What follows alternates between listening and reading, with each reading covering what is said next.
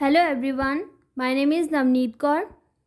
हम अपने accounting ratio का फोर्थ रेशो प्रॉफिटेबिलिटी रेशोज़ इस वीडियो में करेंगे।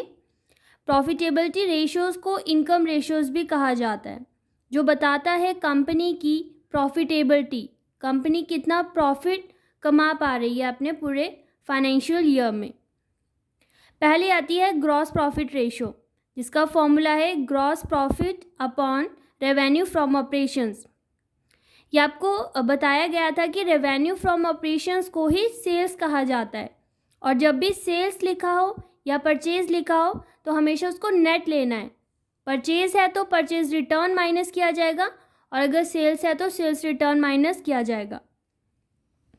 अब ग्रॉस प्रॉफिट निकालने का फॉर्मूला है sales minus cost of goods sold.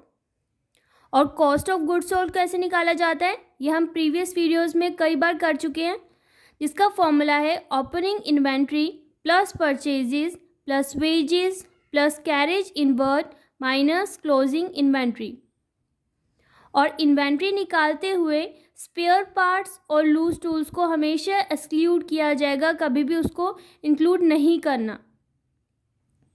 इसके अलावा ग्रॉस प्रॉफिट को निकाला जा सकता है अगर क्वेश्चन में net profit before interest and tax given होगा तो उसमें हम ऑपरेटिंग एक्सपेंसेस को ऐड कर देंगे, तो आ जाएगा gross profit. Gross profit ratio अगर हमारा हाई आता है, मतलब कंपनी का हाई आता है, तो वो बताती है कि कंपनी इजीली अपने ऑपरेटिंग एक्सपेंसेस को इजीली मीट कर पा रही है। कंपनी के पास इतना प्रॉफिट है कि कंपनी अपने ऑपरेटिंग एक्सपेंसेस को मीट कर सके। और अगर कम आ रही है तो वो इनएप्रोप्रिएट कंडीशन होगी कंपनी के लिए। अब ऑपरेटिंग एक्सपेंसेस क्या होते हैं या नॉन ऑपरेटिंग एक्सपेंसेस क्या होते हैं ये आपको आगे बताया जाएगा। उससे पहले हम ऑपरेटिंग रेशो का फॉर्मूला कर लेते हैं। जो नेक्स्ट है ऑपरेटिंग रेशो, इसको कैलकुलेट किया जाता है cost of revenue from operation. Cost of revenue from operation को ही कॉस्ट ऑफ गुड्स सोल्ड भी कहा जाता है। तो जो इसके अलग अलग नाम है ये आपको पता होने चाहिए, तो आप इजीली कैलकुलेट कर पाओगे। अब इसके अंदर कॉस्ट ऑफ गुड्स सोल्ड में हम ऑपरेटिंग एक्सपेंसेस को प्लस करेंगे और ऑपरेटिंग इनकम को माइनस करेंगे। याद रहे ये ऑपरेटिंग रेशो है, कंफ्यूज नहीं करना इसको ऑपरेटिंग प्रॉफिट रेशो से। जब अकेला वर्ड ऑपरेटिंग आएगा तो हमें सब खर्चे लेने हैं, तो यहाँ पर कॉस्ट लिया और कॉस्ट में ही हम एक्सपेंस को ऐड कर देंगे, और इनकम है उसको हम माइनस कर देंगे, divided by revenue from operation, जिसको सेल्स कहा जाता है। अब ऑपरेटिंग एक्सपेंसेस क्या होते हैं और नॉन ऑपरेटिंग एक्सपेंसेस। देखो, ऑपरेटिंग एक्सपेंसेस मेनली उन एक्सपेंसेस को कहा जाता है जिसमें कंपनी डील कर रही है, यानी कि जैसे कि कंपनी कोई प्रोडक्ट बना रही है, अगर उस प्रोडक्ट से रिलेटेड कोई भी खर्चा आ रहा है तो उसे ऑपरेटिंग एक्सपेंसेस कहेंगे। अगर कंपनी सोप बना रही है तो सोप से रिलेटेड जो भी खर्चा होगा वो कंपनी के ऑपरेटिंग एक्सपेंसेस होंगे। लेकिन अगर कंपनी का कहीं और खर्चा आ रहा है, कुछ एक्स्ट्रा आ रहा है, तो वो नॉन ऑपरेटिंग एक्सपेंसेस हो जाएंगे। जैसे कि चोरी हो गई कंपनी में या आग लग गई, तो ये सब नॉन ऑपरेटिंग एक्सपेंसेस हैं क्योंकि वो एक्स्ट्रा होंगे। अब इन चारों का डिफरेंस पता होना ज़रूरी है, क्योंकि ये जो प्रॉफिटेबिलिटी रेशोज़ है इसमें ये चीज़ें इंपॉर्टेंट रोल प्ले करती हैं। ऑपरेटिंग एक्सपेंसेस के अंदर आते हैं जैसे employee benefit expense, depreciation and amortisation expense, office and administration expenses, selling and distribution expenses, discount, bad debts, interest on short term loan, ये सारे कंपनी के ऑपरेटिंग एक्सपेंसेस होंगे। वहीं पर ऑपरेटिंग इनकम की बात करें तो जो भी कंपनी कमीशन रिसीव कर रही है अपना मेन ट्रेडिंग में, यानी कि मेन जो कंपनी का ट्रेड है उसके अंदर जो भी कमीशन वो ले रही है तो उसे ऑपरेटिंग इनकम कहेंगे। इसके अलावा cash discount received.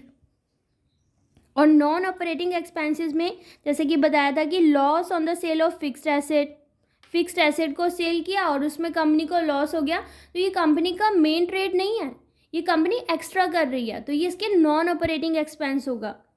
Loss from fire, income tax, charities and donations, finance charges related to interest on long term debts and interest on debentures, तो ये नॉन ऑपरेटिंग एक्सपेंसेस हो गए। और नॉन ऑपरेटिंग इनकम, अगर company को fixed asset को sale करने पे प्रॉफिट मिल गया, इंटरेस्ट रिसीव हुआ, अगर कंपनी ने कोई लोन वगैरह दिया है तो वहाँ से कंपनी को इंटरेस्ट मिल रहा है, तो वो कंपनी का नॉन ऑपरेटिंग इनकम होगा। Dividend received on investment, income from rent, तो ये हो गया नॉन ऑपरेटिंग इनकम। पर अगर ऑपरेटिंग एक्सपेंसेस और नॉन ऑपरेटिंग एक्सपेंसेस को कलेक्टिव लेंगे तो वो इनडायरेक्ट एक्सपेंस हो जाएगा, ठीक है। और ऑपरेटिंग इनकम और नॉन ऑपरेटिंग इनकम को लेंगे तो वो इनडायरेक्ट इनकम होगा। ऑपरेटिंग रेशियो की हम बात कर रहे थे, अगर ऑपरेटिंग रेशियो हाई जाता है तो वो नॉट प्रॉफिटेबल है, क्योंकि मैंने बताया था अकेला ऑपरेटिंग रेशियो आया तो वो कंपनी अपना खर्चा लेती है, कॉस्ट लेती है, और कॉस्ट ज़्यादा होना तो सही नहीं है कंपनी के लिए। तो अगर ज़्यादा हुआ तो वो प्रॉफिटेबल नहीं होगा, कम हुआ तो वो प्रॉफिटेबिलिटी होगी कंपनी के लिए। अब नेक्स्ट जो रेशियो आती है, अब आती है ऑपरेटिंग प्रॉफिट रेशियो। अब यहाँ पर वर्ड प्रॉफिट आ गया, तो अब यहाँ पे हमें ऑपरेटिंग प्रॉफिट लेना है divided by revenue from operation which is also known as sales. Operating profit कैसे कैलकुलेट होगा? दो तरीके से। अगर क्वेश्चन में ग्रॉस प्रॉफिट गिवन होगा तो हम उसके अंदर ऑपरेटिंग एक्सपेंसेस को माइनस करेंगे और ऑपरेटिंग इनकम को ऐड करेंगे। वहीं पर अगर क्वेश्चन में नेट प्रॉफिट गिवन होगा बिफोर टैक्स तो उसमें नॉन ऑपरेटिंग एक्सपेंसेस को ऐड किया जाएगा और नॉन ऑपरेटिंग इनकम को माइनस करेंगे। तो इसमें बिल्कुल भी कंफ्यूज नहीं होना। अगर ग्रॉस प्रॉफिट होगा तो ऑपरेटिंग एक्सपेंस को माइनस किया जाएगा, लेकिन वहीं पर अगर नेट प्रॉफिट होगा तो नॉन ऑपरेटिंग एक्सपेंस को ऐड करेंगे। ऑपरेटिंग रेशो और ऑपरेटिंग प्रॉफिट रेशो दोनों को मिला दें तो वो 100 के इक्वल होता है। तो अगर कभी भी क्वेश्चन में एक रेशो गिवन है, जैसे ऑपरेटिंग रेशो गिवन है, तो हमें ऑपरेटिंग प्रॉफिट निकालना है तो हमें सिंपल 100 में से माइनस करना होगा। जैसे अगर ऑपरेटिंग रेशो हमें मान लो कि 25% गिवन है और हमें ऑपरेटिंग प्रॉफिट निकालना है तो वो इजीली निकल जाएगी 75%। 100 में से 25 को माइनस करेंगे तो 75 ऑपरेटिंग प्रॉफिट आ जाएगा। और ऑपरेटिंग रेशियो और ऑपरेटिंग प्रॉफिट रेशियो का हमेशा इन्वर्स रिलेशन होता है। कैसे? क्योंकि ऑपरेटिंग रेशियो सारी कॉस्ट को, खर्चे को लेती है, वहीं ऑपरेटिंग प्रॉफिट क्या लेता है? प्रॉफिट को लेता है, तो इसलिए इन्वर्स रिलेशन बताएगा। नेक्स्ट आता है net profit ratio. Net profit ratio जो हमें नेट प्रॉफिट लेना है वो आफ्टर टैक्स लेना होगा, ठीक है। यानी कि इंटरेस्ट भी देने के बाद और टैक्स देने के बाद जो आएगा वो नेट प्रॉफिट हम लेंगे डिवाइडेड बाय द सेल्स, जिसको रेवेन्यू फ्रॉम ऑपरेशंस कहा जाता है। अब नेट प्रॉफिट को भी निकालने के दो फॉर्मूला हो जाएंगे, एक ग्रॉस प्रॉफिट के थ्रू और एक ऑपरेटिंग प्रॉफिट के थ्रू। जब ग्रॉस प्रॉफिट आएगा तो उसमें से हमें इनडायरेक्ट एक्सपेंसेस और लॉस को माइनस करना है और जो भी इनकम है उनको ऐड करना है और जो टैक्स है वो माइनस करना है, क्योंकि हमें नेट प्रॉफिट हमेशा आफ्टर टैक्स लेना है। अब इनडायरेक्ट एक्सपेंसेस और लॉसेस मैं ऑलरेडी आपको बता चुकी थी कि इन दोनों को कलेक्टिवली ऑपरेटिंग एक्सपेंस और नॉन ऑपरेटिंग एक्सपेंसेस दोनों को ही कलेक्टिवली इनडायरेक्ट एक्सपेंस की तरह कंसिडर करते हैं। तो जो भी ऑफिस एक्सपेंस हो गए, सेलिंग एक्सपेंस हो गए, interest on long term borrowings या एक्सीडेंटल लॉसेस हो गए, तो वो सारे इनडायरेक्ट एक्सपेंस एंड लॉसेस में आ जाता है। और अगर ऑपरेटिंग प्रॉफिट के थ्रू हमें नेट प्रॉफिट निकालना है तो अब इसमें से हम माइनस कर देंगे नॉन ऑपरेटिंग एक्सपेंसेस को प्लस नॉन ऑपरेटिंग इनकम को। यानी कि ये वाला जो फॉर्मूला है वो यहीं से ही डराइव हो जाएगा, क्योंकि देखो हमें जब नेट प्रॉफिट निकालना है ये चीज़ यहाँ चली जाएगी, यहाँ प्लस है तो यहाँ के माइनस हो जाएगी, ये माइनस है इनकम तो यहाँ पर आके इनकम क्या हो जाएंगे? प्लस हो जाएगा। तो वहीं से डराइव हो जाएगा ये फॉर्मूला। अगर ये रेशियो ज़्यादा आती है नेट प्रॉफिट रेशियो तो वो कंपनी की इम्प्रूवमेंट बताता है उसकी एफिशिएंसी और प्रॉफिटेबिलिटी में। जो लास्ट रेशियो इसके अंदर आती है वो है रिटर्न ऑन इन्वेस्टमेंट। जिसको ROI शॉर्ट फॉर्म में बोला जाता है। इसको rate of return, return on capital employed और यील्ड ऑन कैपिटल भी कहा जाता है। ये एक इम्पॉर्टेंट रेशियो है जिसके नाम आपको पता होने बहुत ज़रूरी हैं। अब ये रेशियो बताती क्या है? ये कंपनी की ओवरऑल प्रॉफिटेबिलिटी को बताती है कि कंपनी कहाँ इन्वेस्ट कर रही है, कौन कौन से सोर्सेज में इन्वेस्ट कर रही है, इक्विटी के थ्रू वो इनकम पैसे ले रही है या फिर डिवेंचर्स के थ्रू। तो वो कंपनी की ओवरऑल प्रॉफिटेबिलिटी को बताती है और बदले में कंपनी को कितना रिटर्न मिल रहा है। इसको कैलकुलेट किया जाता है net profit before interest, tax and dividend, यानी कि ना तो इंटरेस्ट, टैक्स, डिविडेंड इन सबसे पहले का नेट प्रॉफिट हमें लेना होगा, divided by capital employed into 100।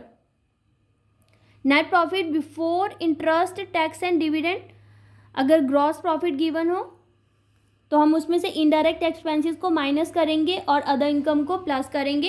लेकिन इस बार हम यहाँ टैक्स माइनस नहीं करेंगे, क्योंकि हमें जो नेट प्रॉफिट लेना है वो हमें इंटरेस्ट, टैक्स और डिविडेंड से पहले का नेट प्रॉफिट लेना है।